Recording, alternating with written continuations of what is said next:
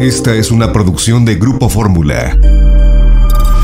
Bueno, el día de hoy tenemos la fortuna de recibir al presidente de la Jucopo en el Senado y coordinador de la mayoría en la Cámara Alta, senador Monreal. Bienvenido. ¿Qué tal, Leonardo? Me da mucho gusto saludarte y saludar a todo el auditorio esta tarde. Tengo aquí la iniciativa con proyecto de decreto que expide la Ley Federal de Revocación de Mandato y déjeme empezar, senador Monreal, preguntándole si vamos a tener efectivamente una revocación o una ratificación, porque bueno, está previsto en la Constitución, pero yo no veo, ni Frena está pidiendo la salida de López Obrador, yo lo veo más fuerte y rozagante que nunca, un gobierno querido, popular y en plenitud. ¿Por qué habría que revocar? ¿Cuál es la lógica de este instrumento constitucional, senador? Bueno, es importante tu pregunta. En efecto, las revocaciones de mandato como instituciones jurídicas, tú lo sabes como un estudioso, existen en casi todo el mundo y es para confirmar o revocar normalmente el mandato de un jefe de Estado, un primer ministro, un presidente. En este caso, la revocación de mandato pareciera ser más ratificación de mandato, tiene razón, pero son figuras distintas. Por eso es que la revocación de mandato fue la única institución que se introdujo a la Constitución el año pasado.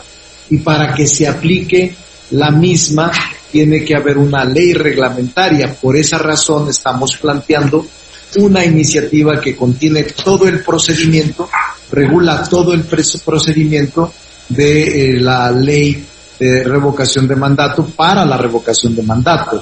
Pero en efecto, tienes toda la razón, pareciera ser más una ratificación. Y no hay sectores, incluyendo Frena o algún partido político opositor, que esté planteando la terminación anticipada del periodo sexenal para el cual fue electo el presidente de la República, pero parece ser un compromiso de tipo político, de tipo social. El presidente asumió en la campaña de que se habría de someter a una consulta popular a la mitad de su sexenio para determinar... Acaba de tener, senador, las intermedias. Parece como si una joven pareja que se hubiese casado con todo el amor, a los 6 meses le dicen, o me renuevas los votos o aquí rompemos. Es decir, parece excesivo el caso y parece más una, petición del presidente que un poder que en este caso los legisladores nos dan a los ciudadanos de deshacernos de un gobierno que no queramos, ¿no? Sí, perfecto. Es una buena interrogante. Yo te diría que dentro de las agendas que normalmente construimos hay temas prioritarios para el presidente y hay temas prioritarios para el Poder Legislativo. 2 temas que se consideran su agenda prioritaria del presidente son revocación de mandato, y la de juicio político, porque también se está planteando una ley reglamentaria en materia de juicio político. Y entiendo con claridad lo que está planteando el presidente como su agenda prioritaria, Leonardo. Por eso es que nosotros, en un afán de colaboración de poderes y en una mayoría legislativa no calificada, intenta llevar a cabo este periodo extraordinario la semana que entra, sin que esto pueda generar una especulación de ya estar preparado y cocinado todo. Pero pregunta, me decía el presidente del Senado que no hay todavía dictamen, entonces ¿puede haber periodo extraordinario la semana próxima o lo dejan para el ordinario, coordinador? Y hay precedentes de que se convoca un periodo extraordinario sin tener dictamen.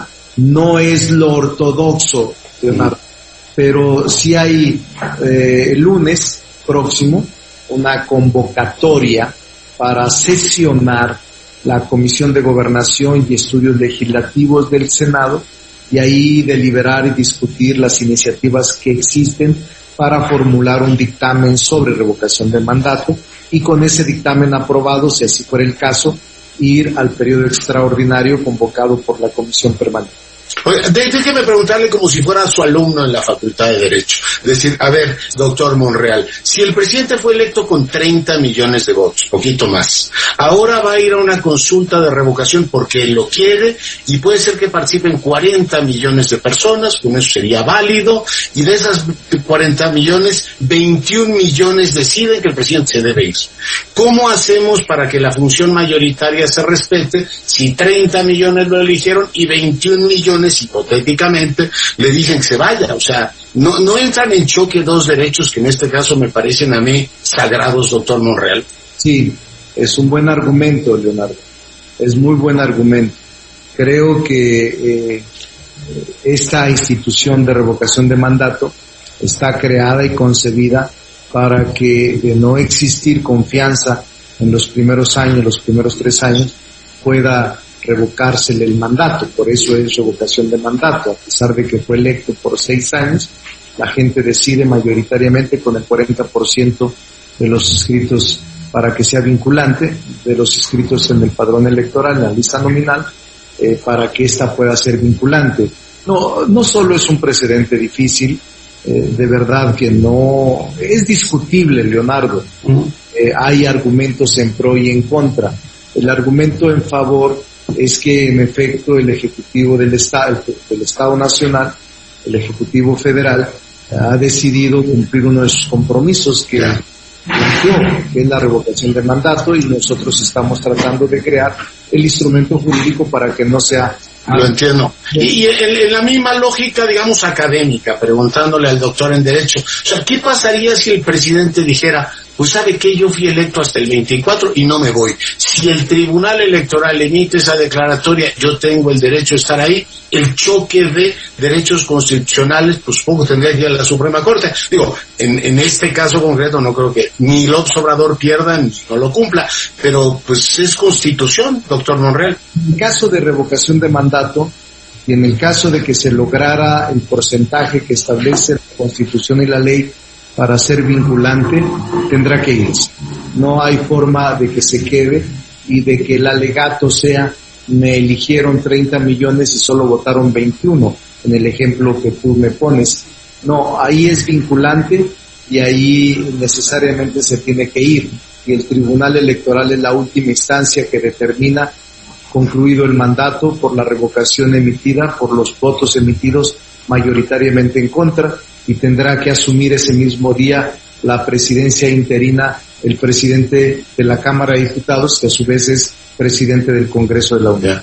Me parece, bueno, pues todo esto como muy importante reflexión sobre lo que implica. ¿Qué procedimiento debe usar el Congreso de la Unión una vez que se agote ese mes para elegir al siguiente presidente? Es decir, ¿lo haría por mayoría? ¿Lo haría en sesión del Congreso? En este caso, solo, primero, el interino, el presidente interino, que es el presidente del Congreso, solo está temporalmente, de esos un mes, ¿no? No se queda permanentemente. Y en ese sentido, sí hay un mecanismo para nombrar al presidente sustituto que se encargará del ejercicio de la función. ¿Cuál sería este, senador Monreal? Es decir, dice que lo hará por mayoría absoluta, relativa. Mayoría absoluta, y las cámaras se reúnen después de mecanismos de consenso, que ese es lo que estamos ahorita detenidos en la ley reglamentaria, porque hay 3 proyectos, 3 iniciativas, y casi todas coinciden en el mecanismo, pero también hay diferencias respecto de la publicidad, de los actos de los funcionarios públicos, de la actuación del INE, de la organización y preparación de la revocación. Todo eso es parte de lo que tenemos que construir a partir del próximo lunes. Sí, hay temas interesantes. Por ejemplo, habla de que se puede impugnar. ¿Quién podría impugnar un proceso así si los partidos no tienen, digamos, un elemento central, y son los que tradicionalmente impugnan? ¿Y quién podría impugnar un proceso como este, senador?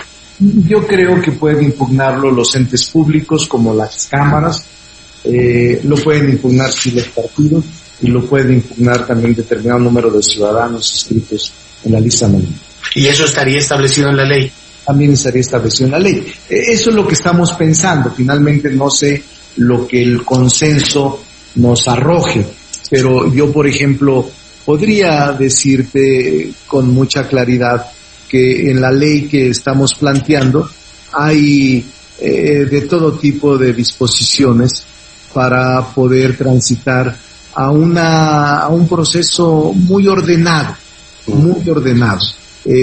Primero, quienes lo solicitan, cómo lo solicitan, qué número de personas lo solicitan. Son alrededor de 3 millones, ¿no? Tendrían que pedirlo.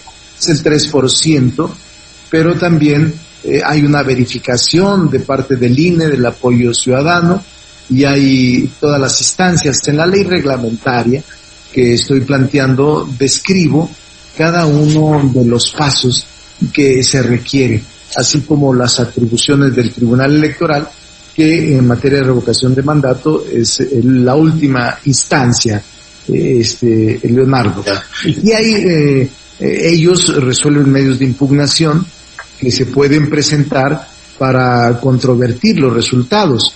Cuando hablan de que hubo fraude, de que hubo alteración, de que las casillas fueron secuestradas, de que hubo alteración en la voluntad popular, es decir, hay toda una serie de hipótesis, porque recuerda que el Tribunal Electoral es el que realiza el cómputo final de la votación, como si fuera cualquier proceso electoral. Y desahoga todo, por eso me llamaba mucho la atención, digo, ¿quién podría impugnar? Ya me quedó claro la respuesta. Preguntarle, ¿por qué la pregunta debe estar integrada en la ley?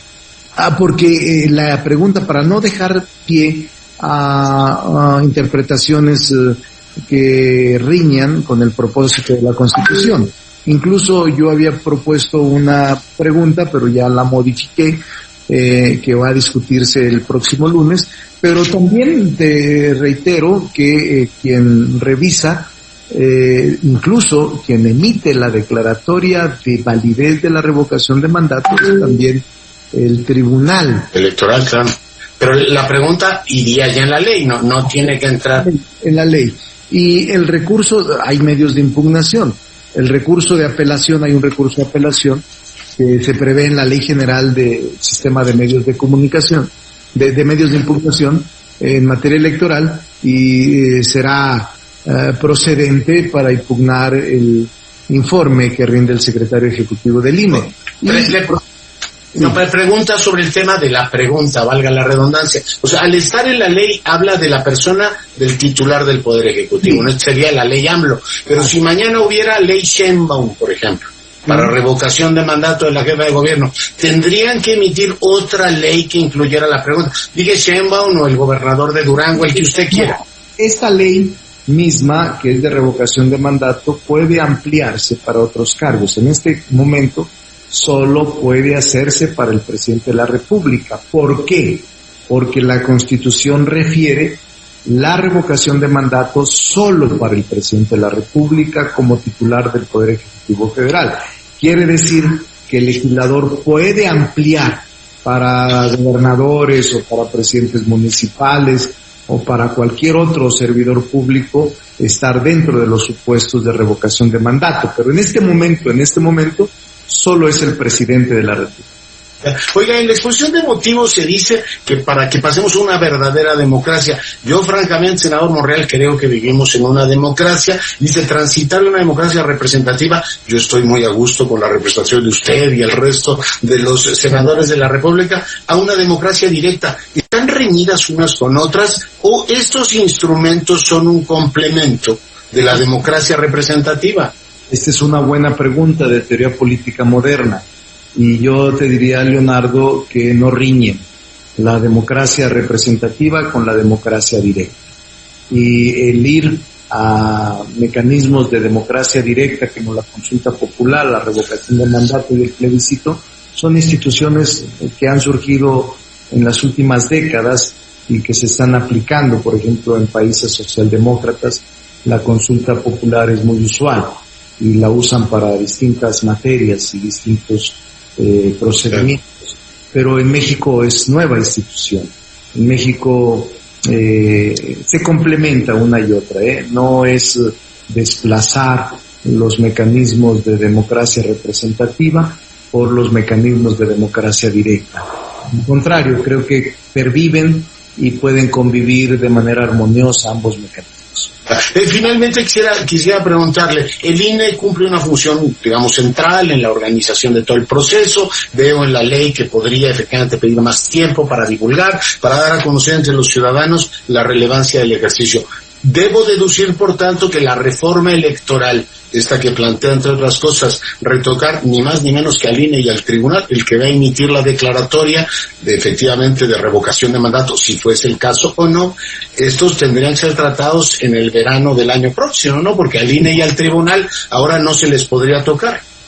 Sí, el INE, el Consejo General del Instituto, le corresponde o le va a corresponder, si aprueba la ley, preparar todo, las papeletas de la revocación de mandato, aprobar los formatos, apoyar los lineamientos de cómo organizarse, las casillas instaladas. O sea, es realmente quien prepara, organiza y lleva a cabo el proceso electoral, y quien lo califica es el Tribunal Electoral.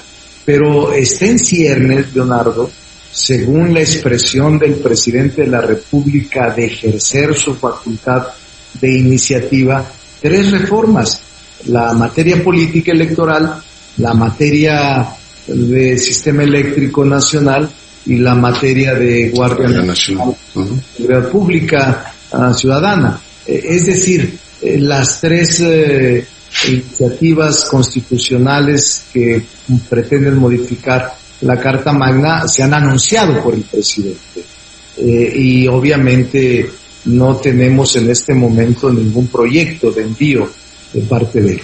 Pero si arranca el proceso de revocación de mandato, ni el INE ni el tribunal se les puede tocar. Y le pregunto, ¿este INE y este tribunal son confiables para llevar a buen puerto este proceso, senador Monreal?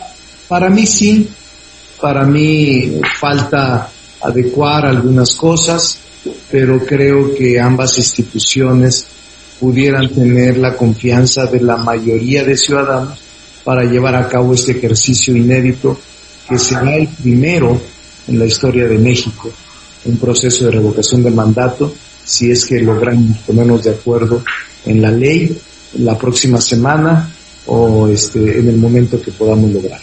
Oiga, una precisión. Entonces, no es obligatorio el que haya revocación de mandato. Si los ciudadanos deciden en un momento determinado que no les parece oportuno y revocarle el mandato al presidente, o sea, no es preceptivo que tengamos ese mecanismo. No, si normalmente la revocación de mandato sí se promueve por los adversarios, que no están de acuerdo con el ejercicio de gobierno. Y normalmente proviene de la oposición o de ciudadanos inconformes, pero podría no ocurrir si no hay ninguna solicitud. Está el derecho ahí, pero no habría incumplimiento, es decir, no hay materia, no tenemos por qué llamarlo. Así es. Senador Monreal, ¿algún apunte más? No, que todavía nos falta un buen plazo, un buen término de días para intentar construir este mecanismo legal, que es indispensable para la consulta de revocación de mandato, que será llevada a cabo el próximo marzo del 2022. Abril, ¿no? Próximos días. Senador Monreal, muy agradecido como siempre. Para servirte, Leonardo. Gracias, un abrazo. El doctor Monreal, coordinador de la mayoría en la Cámara Alta, hoy conversando con usted. Esta fue una producción de Grupo Fórmula.